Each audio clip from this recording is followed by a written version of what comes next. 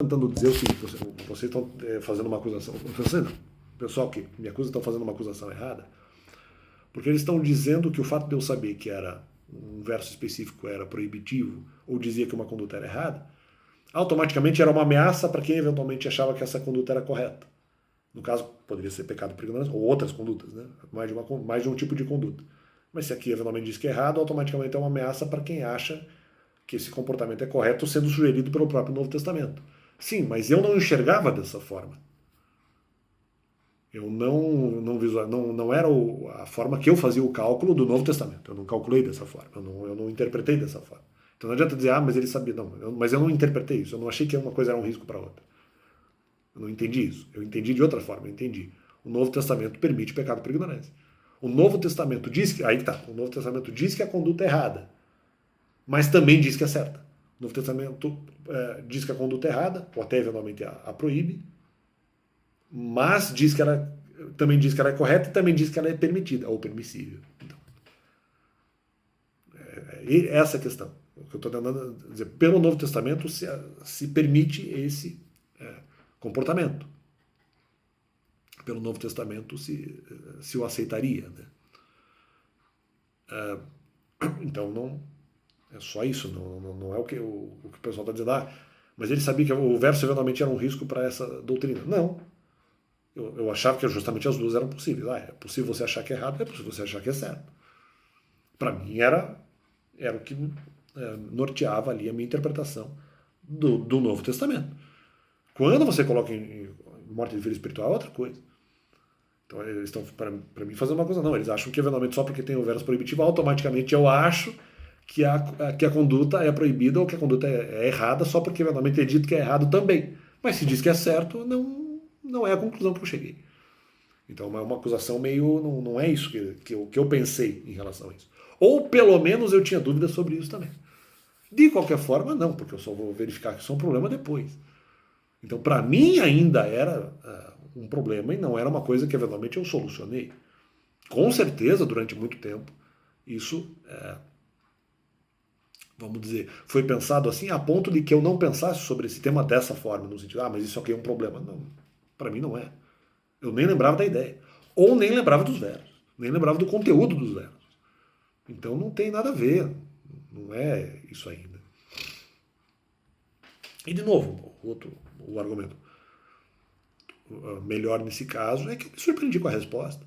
Falei, poxa, se é morte espiritual. Mas os dois fazem. Puxa, então é morte. Então os dois estão causando morte espiritual. Porque justamente, antes eu não achava que o verso causava essa questão.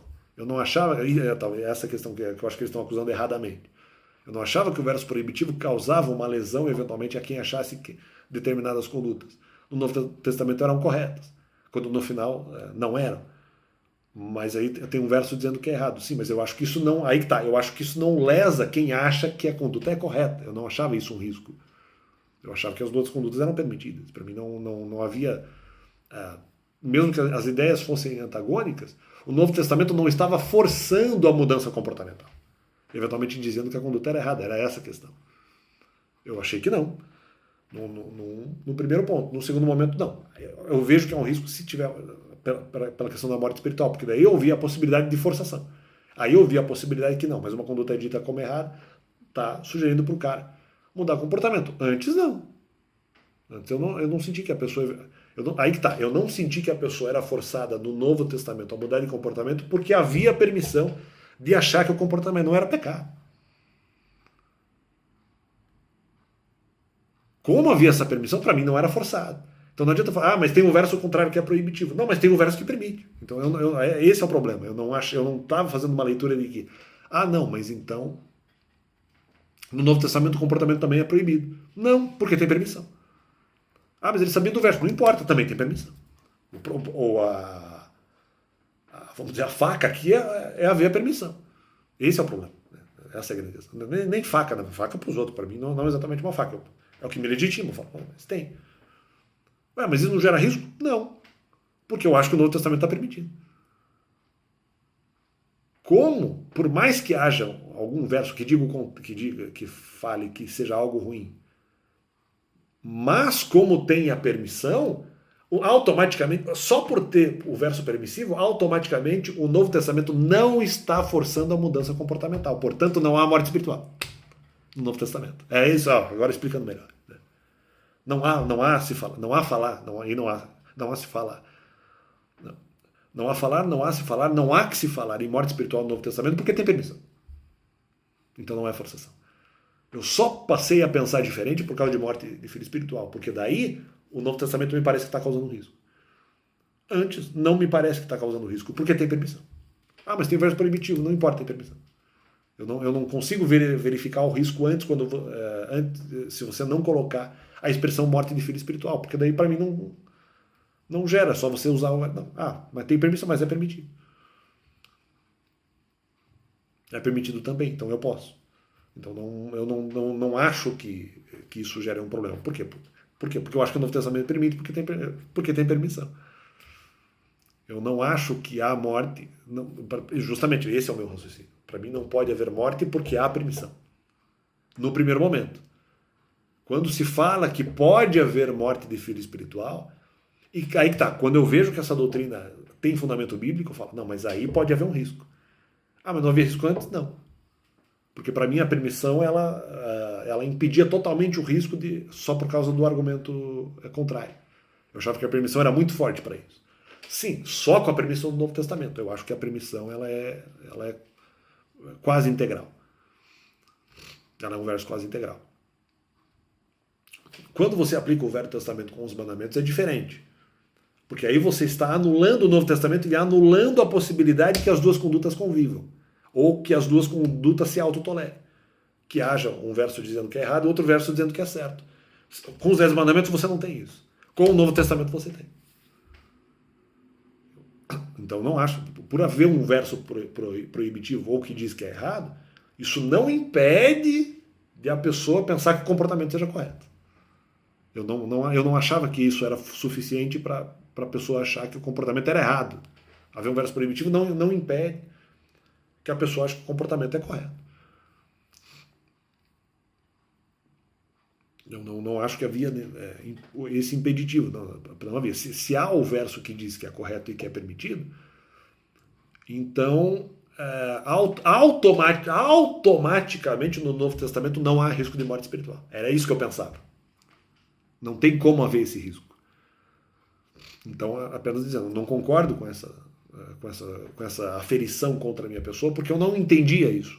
Eu não aceitava, nem aceitava, porque eu nem pensava, eu nem achava cabível a hipótese contrária. Eu falo, não há risco, não pode haver, aí que tá, simplesmente não pode haver risco. A questão no caso de forçação, de a pessoa mudar de comportamento, simplesmente porque o Novo Testamento permite o contrário. Só por isso, não há nenhuma possibilidade de forçar, não há morte espiritual ou forçação de comportamento, porque o Novo Testamento sugere o comportamento contrário. Só por isso. Então não há como, mas o Alex sabia o verso contrário. Não, mas eu acho que ele não gera morte só porque o Novo Testamento permite. Só por causa disso. Então não há que se falar. Então é isso, eu não concordo com essa ideia, porque eu entendo que a permissão do Novo Testamento é algo mais forte do que a proibição, naquele caso. A ponto de relativizar qualquer tipo mas não é forçado, de qualquer forçação que alguém pode pensar. E aí eu responderia, não é forçado porque permite.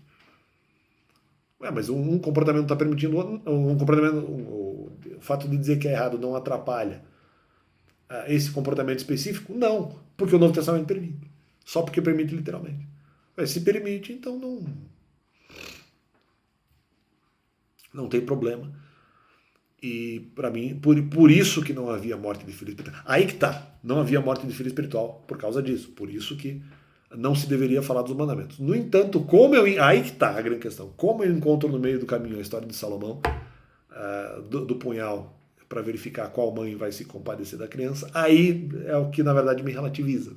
Não foi nem, na verdade, o ataque ali, as repressões que eu recebi sobre morte de filho espiritual. Não, elas apenas me fizeram pensar e pesquisar. Nem a primeira nem tanto, a segunda um pouco mais. E aí é isso. Aí me fez pensar diferente. Para eventualmente abrir o contraste. Mas eu achava que não tinha morte de filho espiritual se você pegasse só o pensamento do Novo Testamento. Não. O Novo Testamento permite, então não é morte. Ah, mas ele diz o contrário. Não, mas não. Mas eu não entendo que o Novo Testamento, apesar de ter um verso literal em contrário, eu não acredito que eventualmente. Aí que está essa questão. Apesar de ter o verso em contrário, eu entendo que o Novo Testamento não esteja forçando o comportamento, mesmo tendo esse verso em contrário, dizendo que o comportamento é errado. Eu não entendo que o Novo Testamento esteja forçando o comportamento, porque ele está, do outro lado, ele está permitindo que a conduta seja feita. Como é que eu forço dizendo que uma conduta é errada e depois, ou até antes, dependendo de onde você encontrar o verso, quando antes se diz que o comportamento é correto, não é isso. Para mim não havia uma forçação, havia uma permissão dos dois comportamentos mesmo. Para mim era o que acontecia. Eu só relativizei ali por conta da história de Salomão e é isso aí.